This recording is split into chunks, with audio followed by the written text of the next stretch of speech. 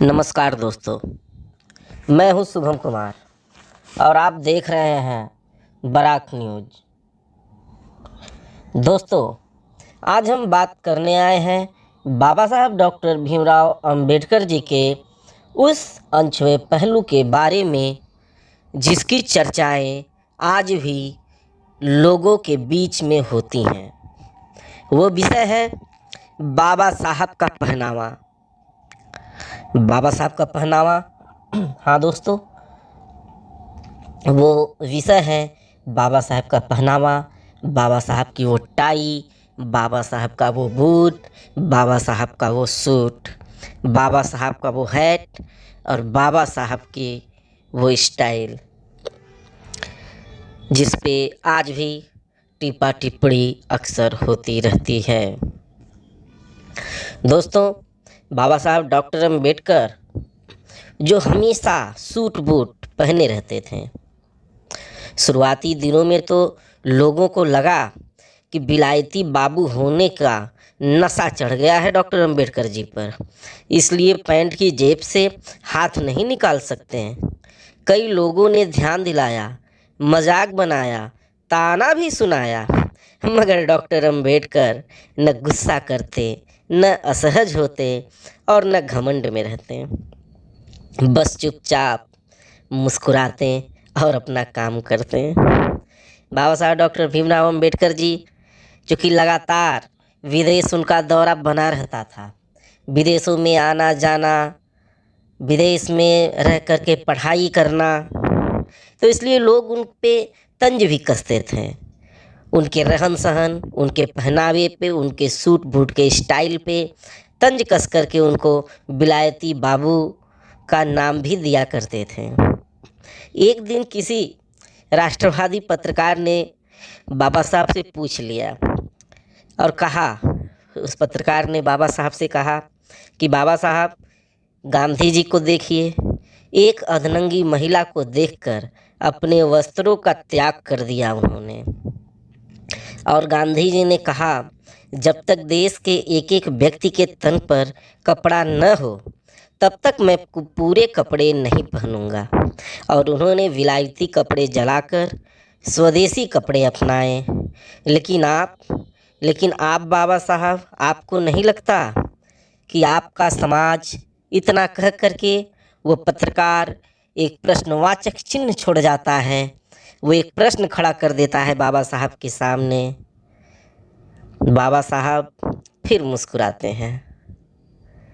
बाबा साहब से जब कोई सवाल किया जाता था, बाबा साहब को फंसाने के लिए कोई सवाल जब करता था, कोई विरोधी सवाल करता था, तो बाबा साहब बहुत ही अपने आप को धैर्य में रखते हुए, मुस्कुराते हुए उन सवालों का जवाब दिया करते थे।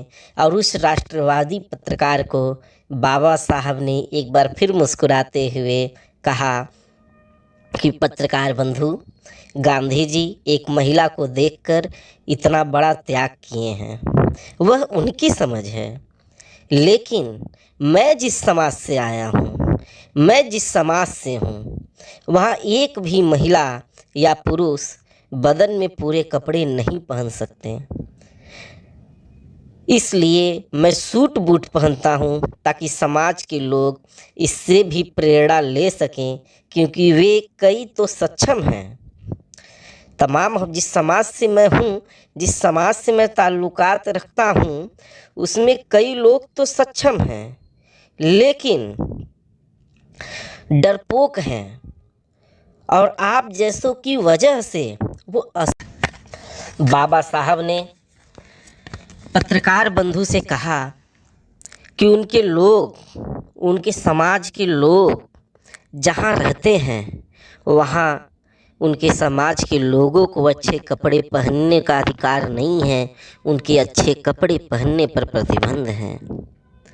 कुछ लोग हैं, कुछ बंतु लोग हैं, कुछ कथाकथित लोग हैं जो कहते हैं हमारे लोगों से, मेरे समाज के लोगों को वो कहते हैं, मेरे समाज के लोगों के कपड़े पहनने पे वो कहते हैं कि यदि तुम अच्छे कपड़े पहनोगे तो हम क्या पहनेंगे। ए पत्रकार बंधु, मेरे समाज के लोगों को प्रेरणा चाहिए, क्योंकि प्रेरणा से ही क्रांति आती है, आदर्श बनते हैं। मेरे ऐसा करने से कितना बदलाव आया ये आप नहीं समझ पाएंगे, लेकिन इतना समझ लीजिए कि अधनंगा रहना स्वदेशी या राष्ट्रवादी नहीं है। ये बात बाबा साहब डॉक्टर अम्बेडकर जी उस पत्रकार से कहते हैं। भविष्य में सबके तन पर कपड़ा हो, यह विचार अच्छा है। कपड़े के साथ सम्मान, स्वाभिमान और आत्मसम्मान भी रोटी, कपड़ा, मकान से ज़्यादा ज़रूरी है। आज जब मूछ रखने, मंदिर जाने, घोड़ी चढ़ने, कुर्सी पर बैठने, खाना छूने आदि भर से जान ले ली जा रही है, हत्याएं कर दी जा रही हैं, जिंदा जला दिया जा रहा है, गाड़ियों के नीचे रौंद दिया जा रहा है, तब तमाम बातें समझ में आ रही हैं।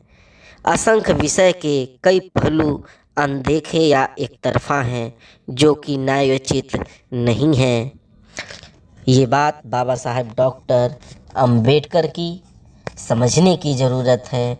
इन बातों को विचार में लाने की ज़रूरत है। इस पर गहन अध्ययन भी करने की ज़रूरत है। तो दोस्तों, हम आपको बता रहे थे, आज का विषय हमारा था डॉक्टर अम्बेडकर साहब का सूट और बूट। मुझे उम्मीद है कि आपने हमारे चैनल के माध्यम से कुछ जाना है, कुछ समझा है।